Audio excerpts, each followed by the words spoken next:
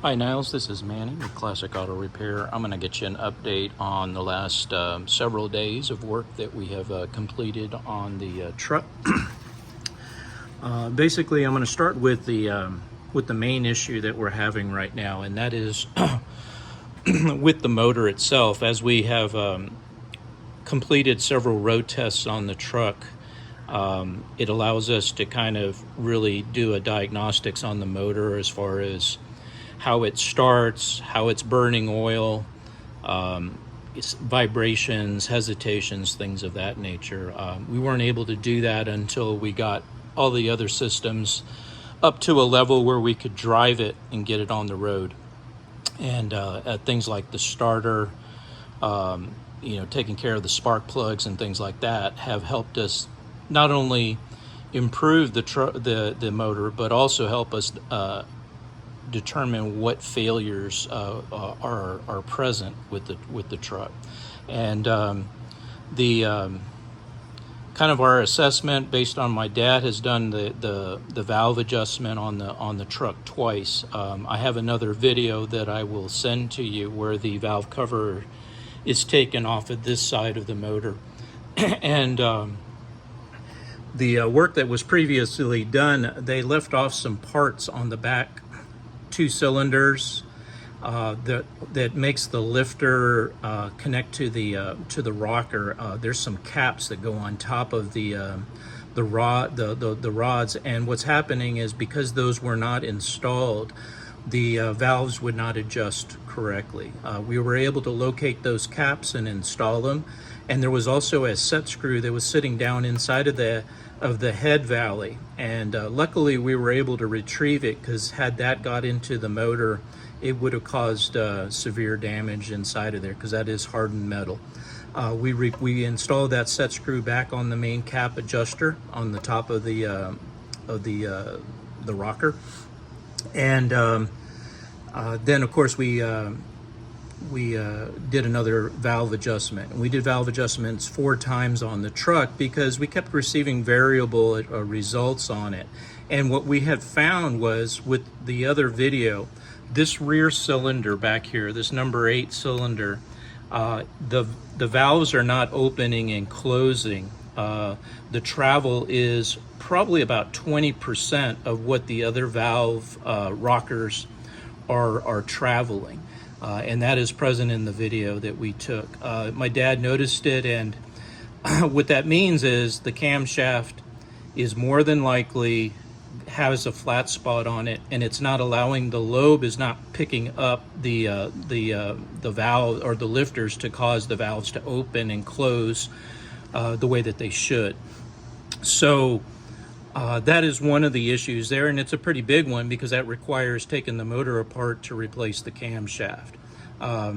That's unfortunately not something that we do here at our shop. We'd have to get you in touch with the machine shop if that's the direction you want to go. It starts and it runs and drives fine. We did a compression test on the motor. The results of the compression test show that it has a very high compression motor in it, and that was when I did a camera of the inside of the top of the piston. We found that they had domed heads, tops on them, which increases the compression excessively. And when you get into something that has 200 psi of pressure, you're not going to get that thing to start when you shut it off and like on a late model car, go to start it back up. Late model cars run less than 100 pounds of pressure in the pistons. 60, 70 pounds is very normal. And a starter has no problem turning over the motor to start it when it's in that hot condition.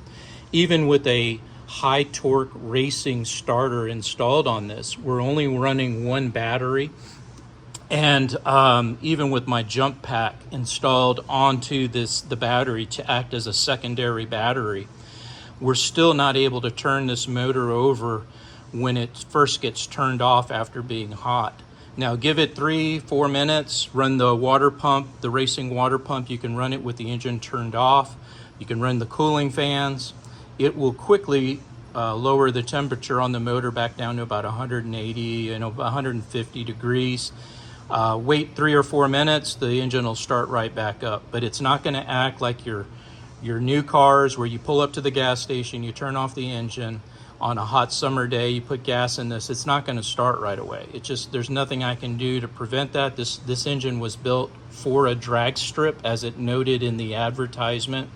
It's built to go fast, build a lot of compression, and unfortunately that just doesn't make it for a good on-the-road type vehicle unless you take the excessive performance items out of the motor. And again, I don't know, based on your target of selling this vehicle, if you want to go through the expense of something like that. You're talking $8,000-$10,000 for downgrading this motor into a regular hot rod, engine that's going to start hot or cold, doesn't matter. So you're going to have to keep that in mind as you go to make decisions on the truck. What we did when we changed the spark plugs, which brought up another item. One of the items on my paperwork here shows that there is smoke coming out of the left bank. So that's the driver's side exhaust pipe. This has dual exhaust, and it didn't smoke when we first started working on it.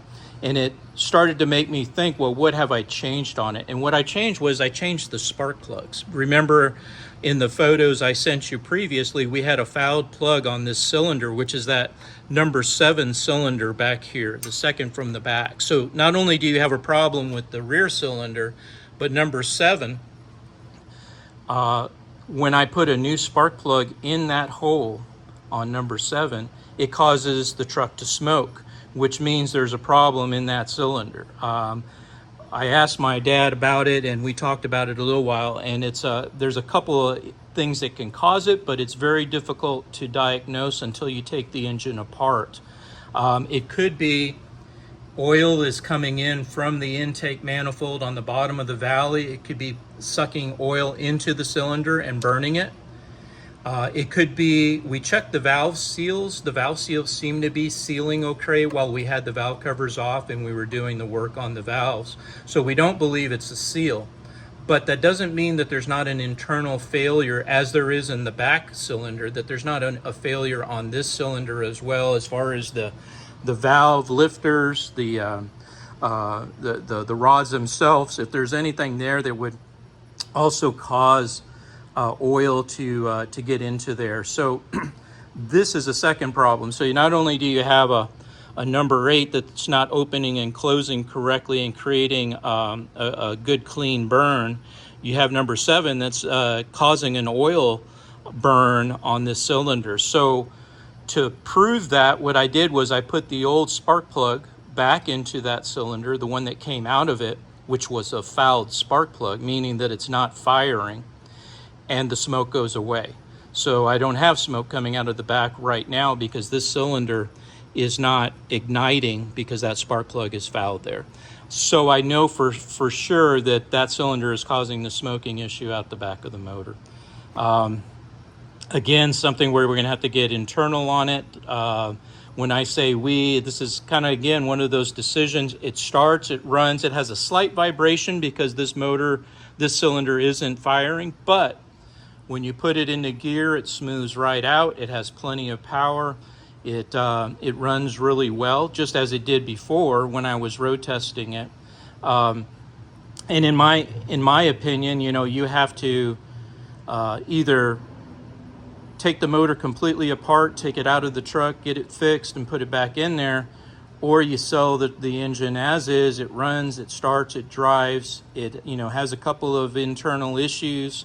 You can make your buyer aware of those issues, and then leave it to them to decide which direction they want to go with this project, whether they want to go maybe with a crate motor with fuel injection, maybe not a big block, maybe they want to go with a smaller engine. We can leave that completely up to the next buyer if that's the direction you want to go with it.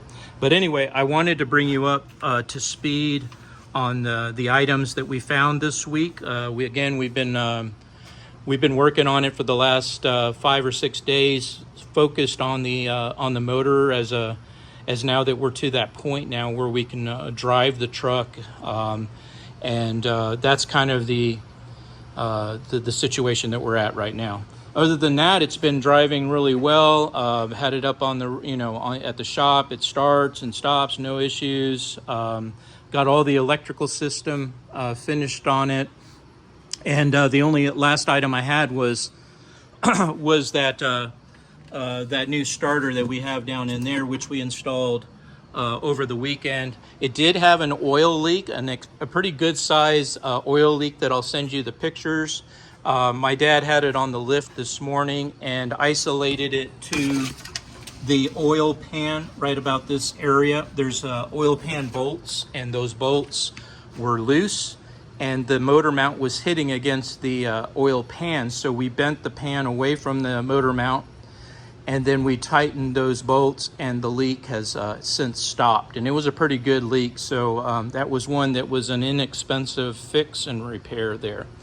Like I said, having it around the shop, I'm able to do a lot more testing and fixing things as they come up, as we work on the truck more and more. But at this point, I basically had to share with you all the information I have, which is there's an internal engine issue. We don't do that at our shop, as I mentioned before. If someone brings me a project and says they need internal motor work, I have to refer them out to other shops because we don't have a mechanic that can take these engines apart, take them out of the vehicles and put them back in. So again, right now, as we're sitting here, we've got a balance of about $5,400. That gets us caught up on the work that we've already completed. And we're basically now to a point where you and I need to talk about the next step and what you want to do next. Again, one last thing before I forget, I did replace the fuel filters. They were plugged up, which caused the pressure to be too low on your carburetor. And by putting the new filters in there, that increased the flow. So we did fix that problem as well on the truck. Anyway, we'll be talking soon. I just wanted to get a video out to you to kind of show you where we're at. And let's talk about the next step. Thanks a lot. Bye.